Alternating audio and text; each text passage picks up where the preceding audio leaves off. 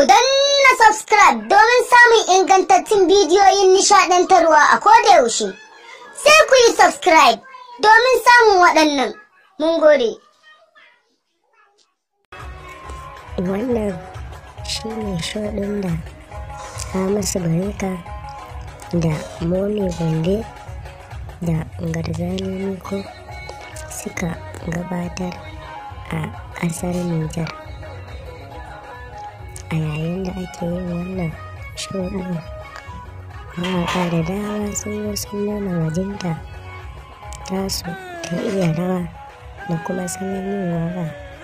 Sai dai mawaƙa biyu su ne suka fi fice a gurin wannan show da aka gabatar a ƙasar Nijar.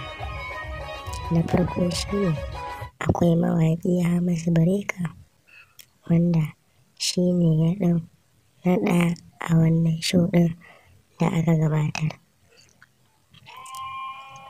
Kamar yadda kuke gani, ga shi nan yadda jama'a suke ta so su yi hotuna da shi saboda irin wannan bajinta da ya nuna.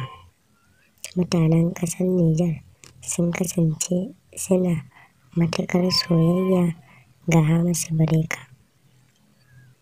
A ɓangare na biyu wanda ya samu gasar cinyewa ta biyu shi ne akwai mawaƙi Garzali Miko, wanda shi ne ya samu na biyu a mawaƙa wanda aka gabatar.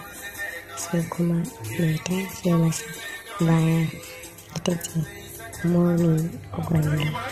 Ita ma ta samu ɗumbin masoya da suka nuna mata soyayya a wajen wannan show wanda aka gabatar.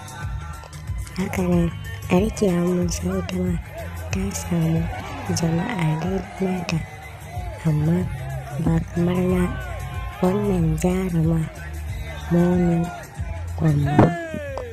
A gaskiya wannan show da aka gabatar ya sa mutane da dama nishaɗi a faɗin ƙasar Nijar. Ku kasance da tasha mai albarka.